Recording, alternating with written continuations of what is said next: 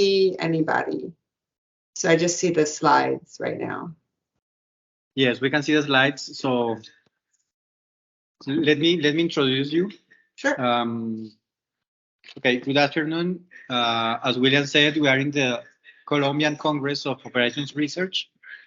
And this year, we are doing the Congress together with the Institute of Industrial and Systems Engineering chapter in Latin America and the Caribbean. This tutorial is about meet the editor-in-chief of Sustainability Analytics and Modeling. We have Professor Elise Miller-Hooks, who is the editor-in-chief of this journal. It's a new journal sponsored by the IFORS, which is the International Federation of Operations Research, and published by Elsevier. Professor Miller-Hooks holds a PhD from the University of Texas and the Master of Science in Engineering from the University of Texas at Austin. ¿Vas a compartir todo desde este equipo o desde este? No, desde este. Ok, entonces ahí nos hace falta conectar el de USB. El link. Apparently we found the solution. Qué pena contigo, si lo puedes hacer para el compro, porque es cortito. Ok. Pues ahí nos va a reconocer que es una etapa aquí completada. Nos va a reconocer ya todo lo de channel.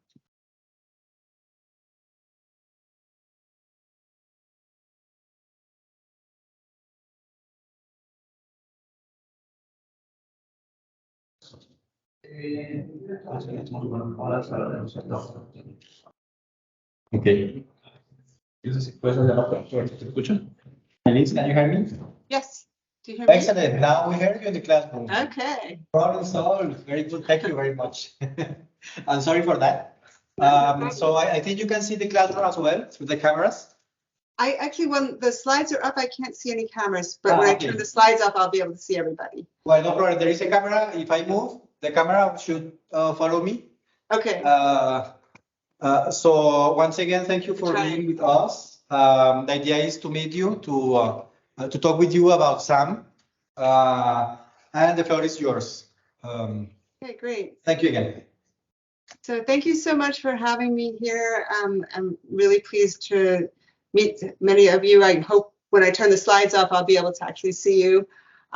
So I'm Elise Miller-Hooks, and I thank you for the introduction. I'm a faculty member at George Mason University in Northern Virginia, and I am the inaugural editor-in-chief of this new journal, Sustainability Analytics and Modeling.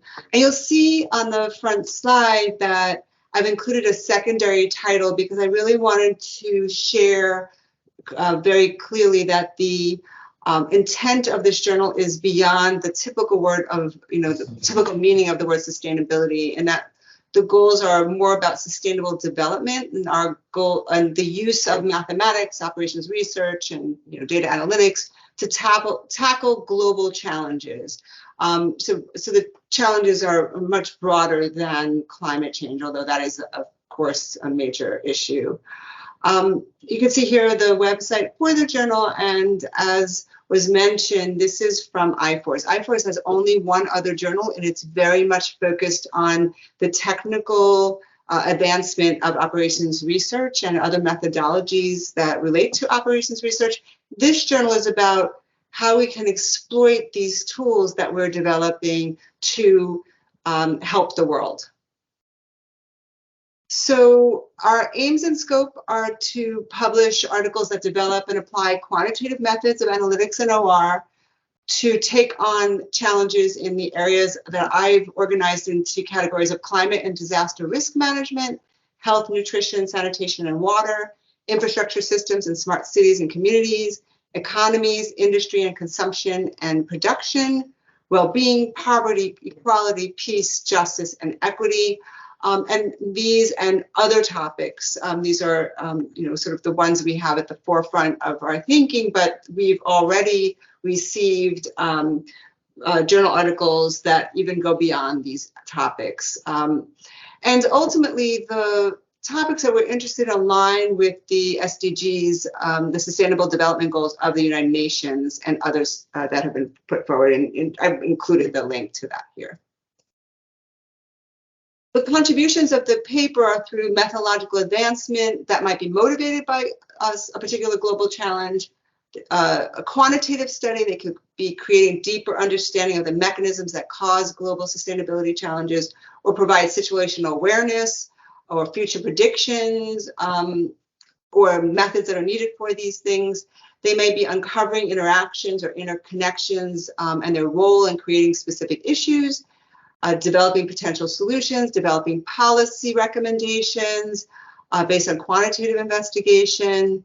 But ultimately, they use mathematical modeling, optimization, data analysis, other analytical approaches, such as optimization like deterministic, stochastic, multi-level, dynamic, multi-criteria, multiplayer optimization, or mathematical modeling. So my slides are advancing on their own, and I don't know how it ever happened, and I don't know how to make it stop. So I apologize if you see me keep going back. Also using tools and more generally of mathematical modeling, simulation, forecasting and statistical analysis, machine learning, and more. The journal has 3 associate editors, and you'll notice as I describe the board to you, and that the idea is to create a truly global journal, a journal that tackles global issues and that is represented by people from around the globe. Our associate editors are Sibal Salman, Majid Sarvi, and Vedat Verter. And actually, Vedat is now in Canada. I should have updated that. He's moved universities. And so we're coming from, I'm from the US, and we're coming from Turkey and Australia and Canada as well.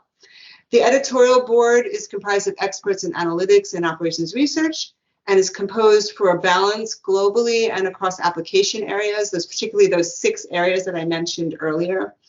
Right now, we represent 14 countries and are 50% women, 50% men, and not at all by design. It would just so happen to come out that way, which I think was really great because there's not too many OR journals that can claim that. I should say, as I introduced other editorial board members, that I am at this point interested in expanding the board, and am looking for those who are interested and have the skills in these areas with a strong interest in these global challenges who might be interested. So if you are interested in that, please reach out to me. The board at this time is composed of the following editorial board members, including the AEs that I've just mentioned. I won't go through all of them, but I think what you can see is that people are coming from all over the world and from different continents. Some continents are represented more so than others, and that ultimately we'd like to reach out further. I'd like to also have board members that are covering a number of areas that we maybe don't cover as well. And actually, we have a member who's introduced earlier from Colombia here. So right now we have several special issues that are in the works. One is sustainability and humanitarian operations that focuses on the interface of sustainability and humanitarian operations. With 2 AEs mentioned here. I won't go and name everybody, so you'll just be able to see the slides. This is an open call, and we're excited to have your articles in this area. We have another special issue on sustainability in retail supply chains, and this one is also ongoing and aims to accelerate the development of quantitative approaches to further develop sustainable retail operations. Another one on low carbon cities and urban energy systems. Here we're looking towards the latest findings from across this domain and how smart technologies and services can integrate the production and use of energy to support a more sustainable and resilient urban environment. This deadline is going to be extended. I just asked for that today. So if this is of interest to you, there's still time. And likewise, this deadline is also likely to be extended. And if you have an interest, please just let me know. This is called Frontier Methods for Sustainability Challenges. This is the first special issue we put out with this journal. And the aim is to explore and advance frontier methods, latest achievements to tackle sustainability challenges, and advance benchmarking methods for the development of societies. We have had a number of publications. These are titles of publications that are already out. Measures of Sustainability in Healthcare, on logit and artificial neural networks in corporate distress modeling for Zimbabwe-listed corporates, local integrated air quality predictions for meteorology with machine and deep learning assisted by data mining, sale through dual channel retailing system, a mathematical approach. You're going to see as I go on the next couple of slides with some of these titles that they're in vastly different areas. Optimization of industrial energy consumption for sustainability using time series regression and gradient descent algorithm based on historical electricity consumption data, applying probabilistic mathematical modeling approach and AI technique to investigate serious train accidents in Japan, nature reserve optimization with buffer zones and wildlife corridors for rare species, political stability effect on environment and weak sustainability in Asian countries, and last, optimization of industrial energy consumption for sustainability using time series regression and gradient descent algorithm based on historical electricity consumption data. So you can see they're on a wide variety of topics where we're using techniques from data analytics and operations research. There are many papers at this point that are in their first, second, and third rounds of review. And we have just since January 46 new submissions, which for our journal, we're excited to have that in our second year, but are looking for more papers from our community. And that is all I really wanted to share with you all in terms of a formal presentation. You can reach me just at miller@gmu for George Mason University, so miller@gmu.edu. I'd be happy to talk with anyone offline. Let me end this show, and I'm sorry that the slides kept advancing. Now I can see you. I have no idea how to make them advance and how to make them stop. I never put that in there, so I'm not sure how that happened.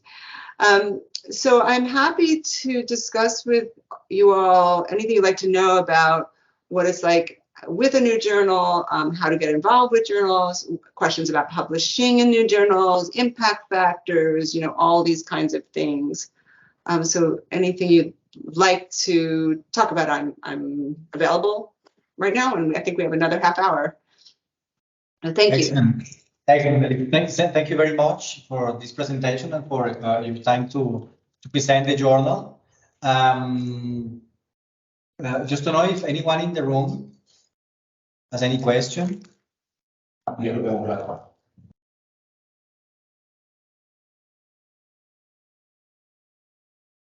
very clear.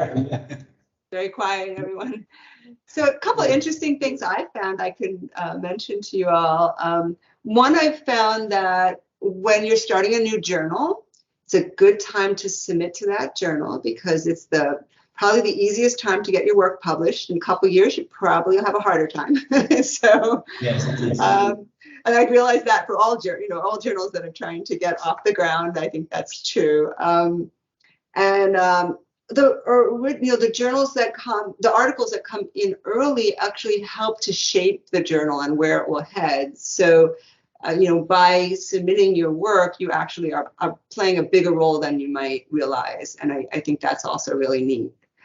So it's a chance for our community to build this together. And I would say also, depending on where you are in your career, it can be very beneficial to participate in these kinds of things as an editorial board member or a friend of it, or if you have a really neat idea for putting in a special issue, it's a way for you to make something new, help your community, our community, put forward a lot of ideas in one area and make impact in an area.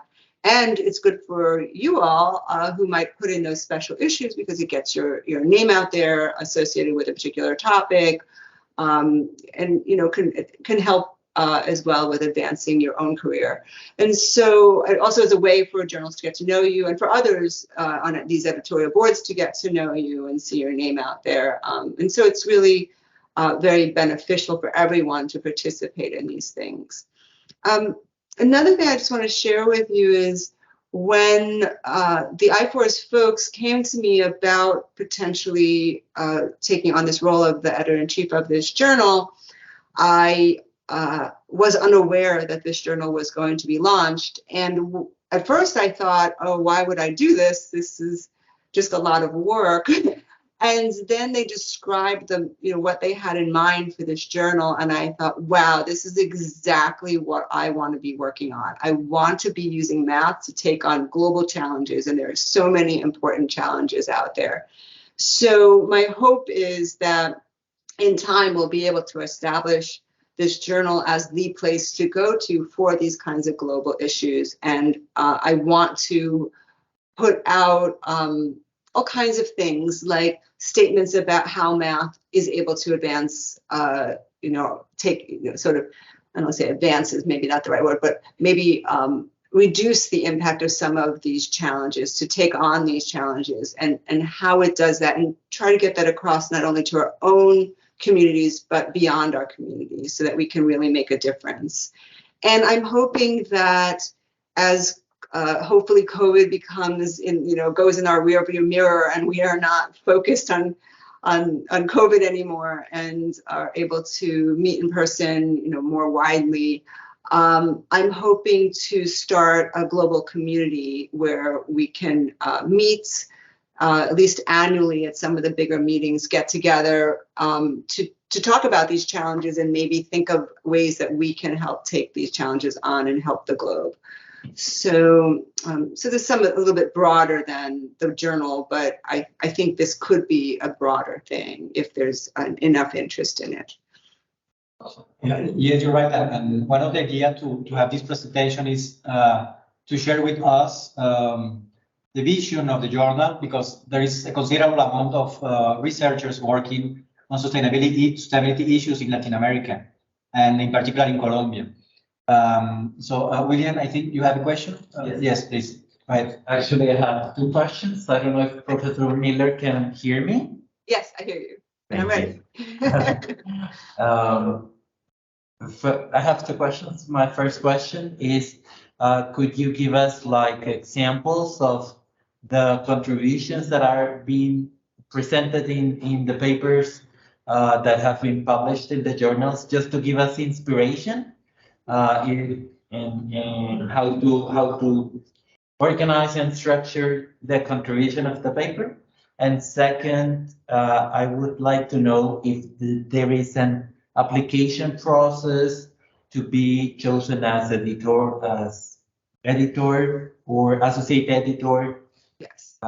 Or in the editorial committee, better, for the journal. Great. Thank you for both questions. Why don't I start with the latter one, just because it's easier. So on the latter question, in terms of the editorial board, the most important thing is just to get to, let us know you. So we have an idea who you are. You could send a resume. We need to see that you're publishing in the area, publishing, you're publishing both in operations research or data analytics in those kinds of fields, and in these kinds of applications. So I think that's important that you have a strong interest and have made your own contributions. So that, if you're chosen, called on to handle a paper or to review a paper, you would be considered a really good judge of that paper.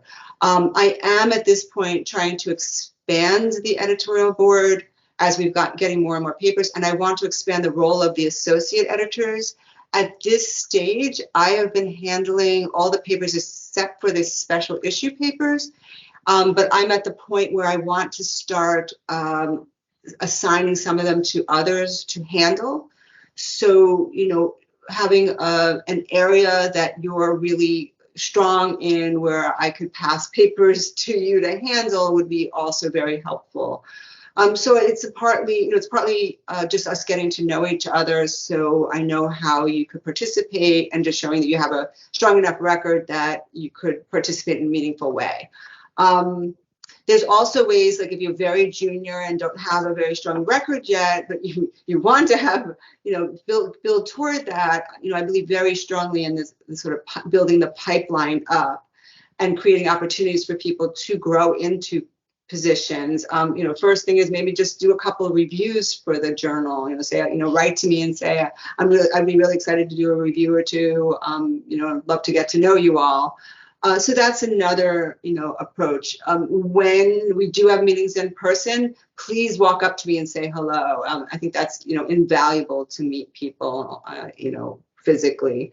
It's just very, I don't know why that works, but it does, And then also recommendations of other people on the editorial board, if you know people on the board already. But for me, what's also really important is to have representation from all over the globe. And we definitely have some big holes. We have overrepresentation from some parts of the globe and underrepresentation from other parts. And it's not because we don't want any of this. It's that I maybe just don't know enough people from different areas, or other people in the editorial board haven't recommended people. So I just haven't come across you. It doesn't mean you wouldn't be great. So definitely reaching out to me. And then on terms of how do you put together a good paper to be published in a journal like this, or perhaps other journals. So the articles that are getting published generally have something that they're contributing that is either using techniques in new ways, using techniques on new data. So sharing data that's been collected, how it's been collected, showing that's legitimately collected, and doing analysis maybe with existing tools, but to inform us in new ways, or to illustrate a new, use of something, or a specific use of an approach to show how it might make advancements in that area. So this journal, different from other, many OR journals where the contributions are typically in the methodology, here it's often more in the application of the methodology for a better understanding of something, or more targeted for that application. What else can I say about this? It's really important to show where your novelty is when you're publishing. So what, to motivate the work in terms of the need globally, or the need in terms of the Sustainable Development Goals, like why is this important for humanity? And explain how we're going to make an impact, or how this work will make an impact on this. And a little bit more than that, why is it a contribution to the literature? What's novel in it? What does it do that other works that have tried to do the similar things have not done before, or not done successfully before? I can't remember off the top of my head which paper did exactly what, and I've read a lot of papers beyond the ones you see listed here, so I might mix them up. But I can think of papers that have put in that, some of these things have been studied, we really looked into whatever it is in the developed world, but we have not considered this for developing nations. And why is that important? Why is it fundamentally different? And what can we learn from it? And then to present an analysis that shows, new insights that didn't arise for the developed world where these things were applied, as an example. I love that one of the papers is about buffer zones for nature preserve, something like this. I love the idea that we're not just focused on humans. It's really about life on Earth and the Earth. And so it's about the climate, it's about humans, but it's about animals. It's about how we treat the Earth. It's how we treat each other, how we protect all of us and all living species and the Earth itself.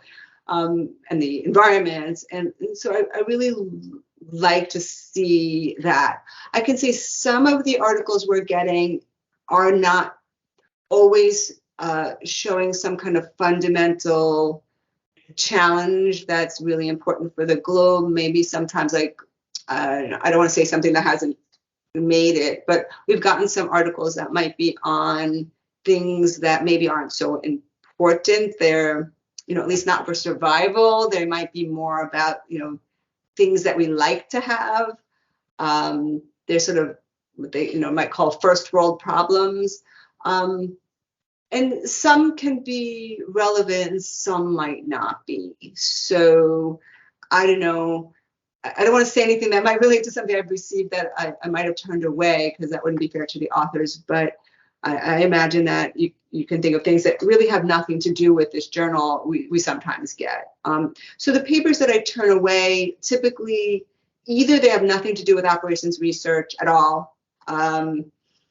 They might be on, I don't know, make something up like the storage of oil in containers underground or something like this, but there's no environmental impact, there's no mathematics, there's no use of operations research or data analytics. It's just like maybe the chemical makeup of the metals or something like that. Then that would be turned away, because it wouldn't, even if it's an important thing, it's not necessarily being addressed by the kinds of tools that the I-Force community is putting forward or using. So it might be, fit something else, maybe fit a different journal better. I don't know what else I can say. So, Thank you very much for your answer. I think that was very neat. Yeah, let me share one other thought. A number of times I've gotten articles that really look like reports, and they can be extremely long, like 65 pages. That's not really appropriate for a journal in general. And so sometimes what I'll do is I'll send it back to the author and say, look, there looks like there's some really neat things here, but we really need you to turn it into an article.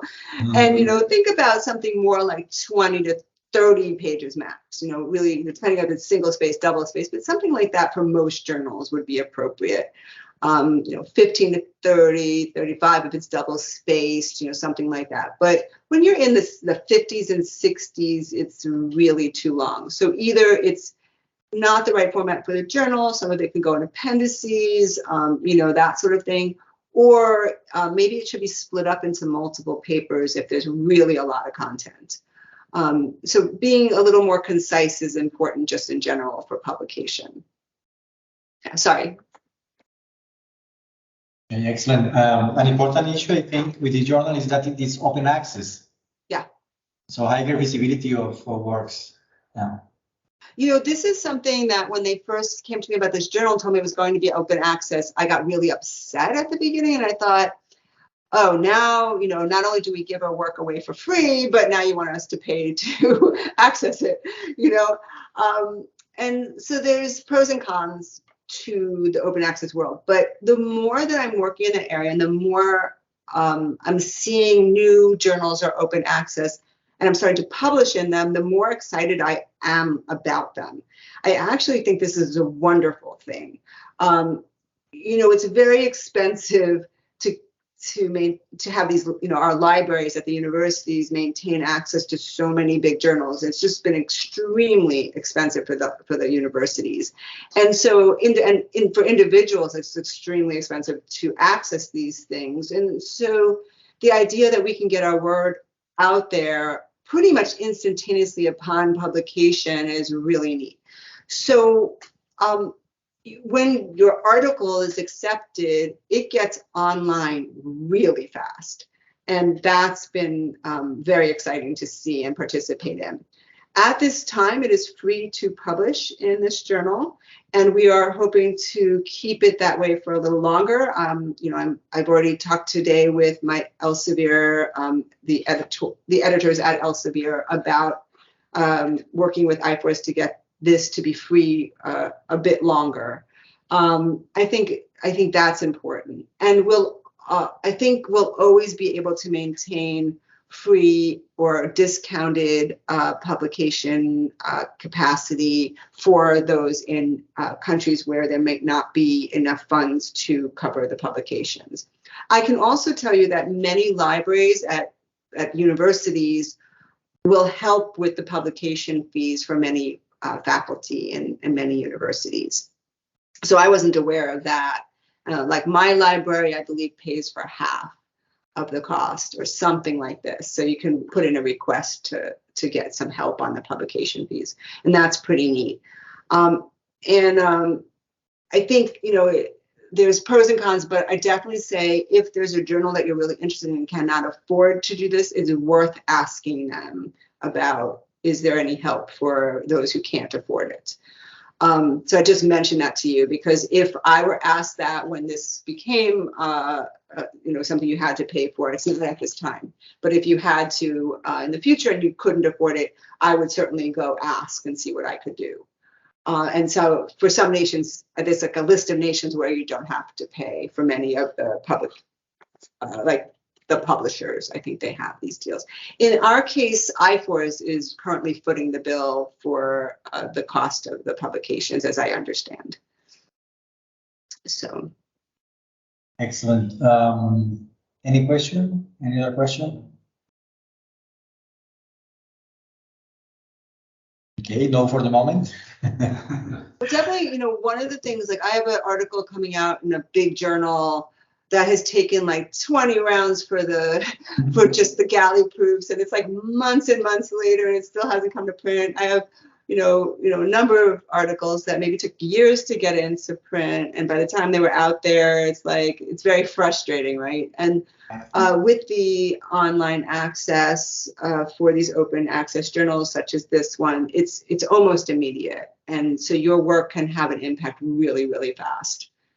And that's been really neat. And we're actually, today we were talking about, could we organize papers differently with this online access capability? Why do we have to copy the way we did it when it was a print journal? Could we have, searches that work differently, or different kinds of special issues where we bring works together? They're not even from the same year, because we just want, for people to be able to find things in a particular topic. So we're trying to, start rethinking these things.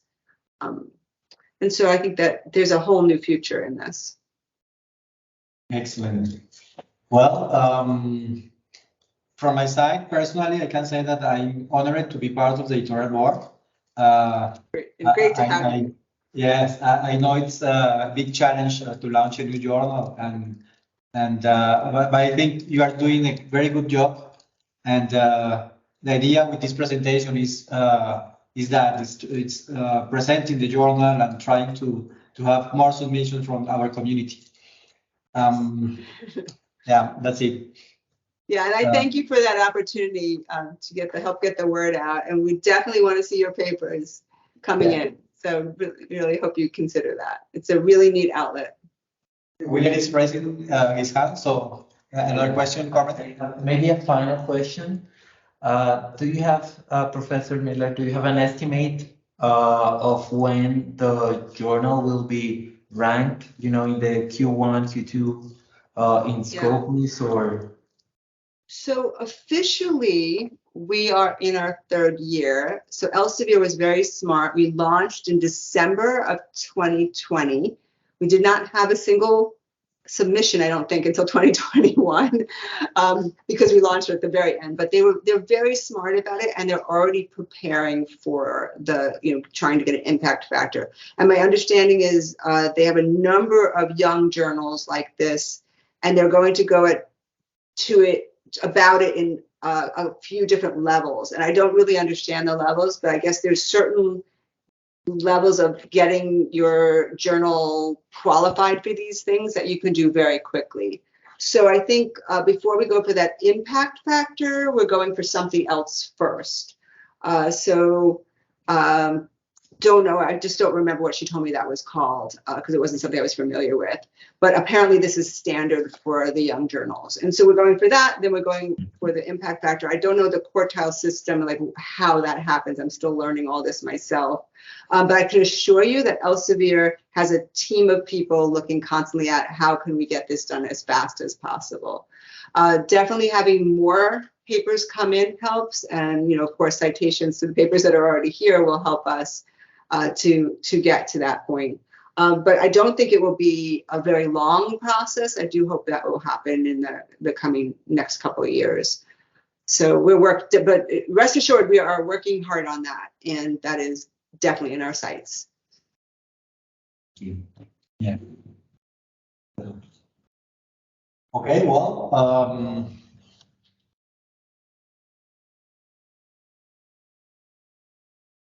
something happened here. No? Okay.